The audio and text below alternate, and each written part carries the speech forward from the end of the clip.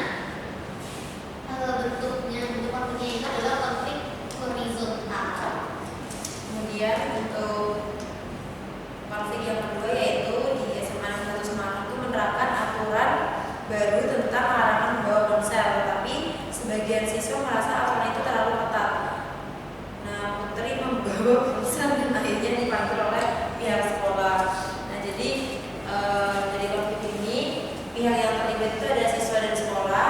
Kemudian bentuk konfliknya itu ada konflik vertikal. Kemudian dari pihak yang terlibat itu termasuk konflik antara individu dan kelompok. Sudah Bu. Teman-teman sudah paham tadi kelompok lain yang beri tepuk tangan yang kelompok. Sekian dari kelompok kami, terima kasih. Silakan kelompok selanjutnya boleh melaporkan.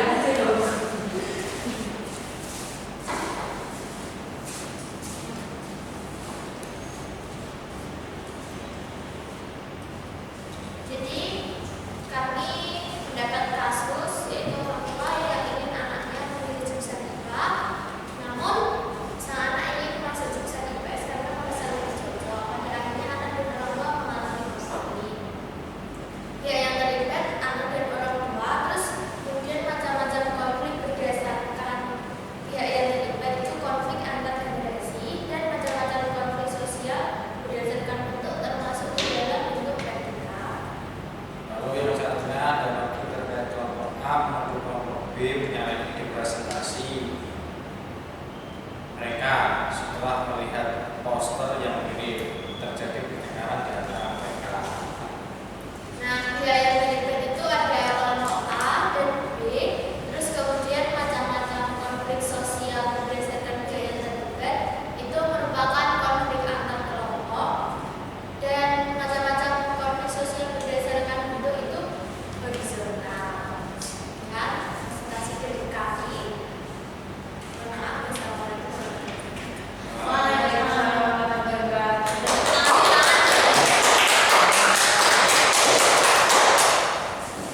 Oke, baik. Jadi tadi teman-teman sudah sedikit ini ya kerja kelompok terkait materi yang sudah disampaikan, yaitu terkait macam-macam konflik sosial berdasarkan pihak yang terlibat dan bentuknya. Kita ulas lagi tadi ada apa aja yang berdasarkan pihak yang terlibat. Intrapersonal, Antara individu, antar individu, kelompok. antar kelompok. Generasi. Generasi. Oke. Kemudian kalau berdasarkan bentuknya, nah karena tadi kalian sudah ini ya mengerjakan berdasarkan kelompok, di sini ibu mau menguji lagi.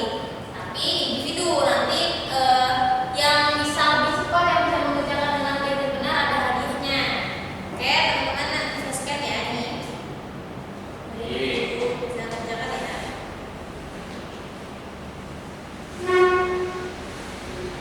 Juga bisa Bu. Bisa. Saya yang ngomong.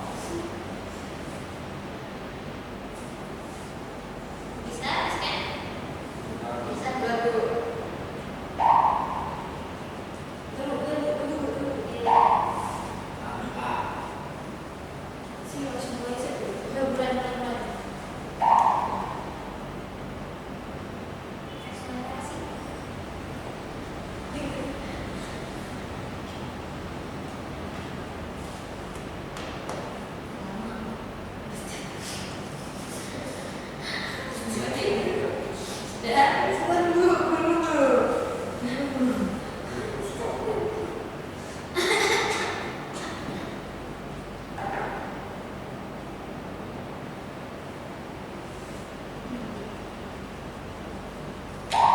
Sudah Bu ya? Sudah masuk semua ya?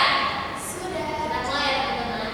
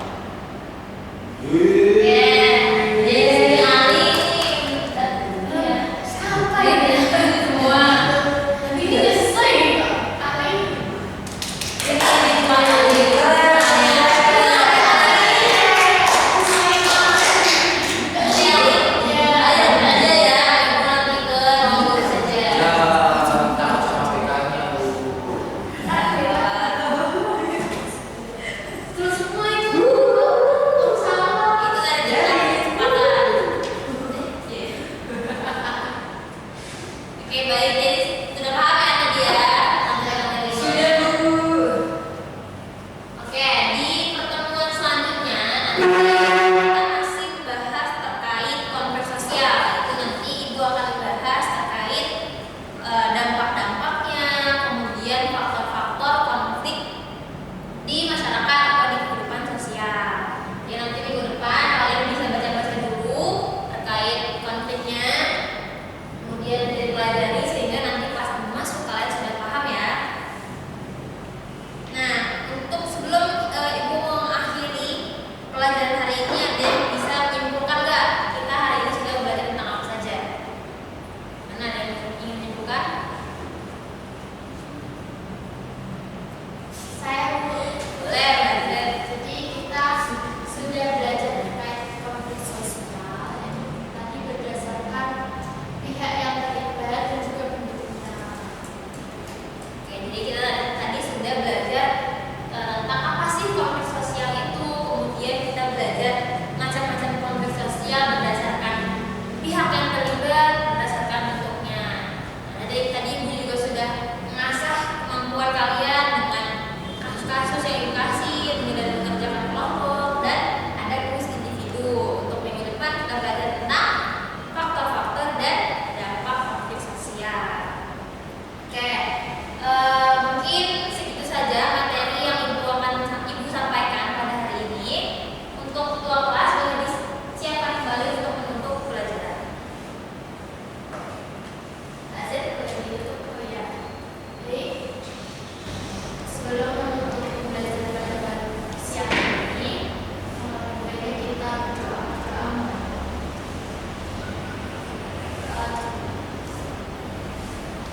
Oke,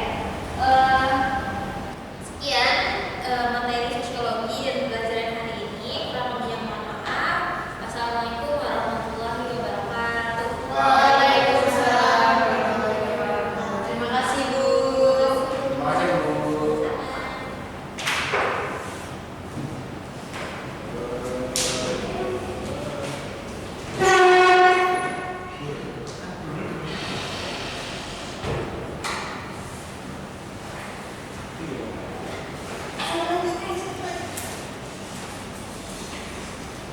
Maaf, teman-teman.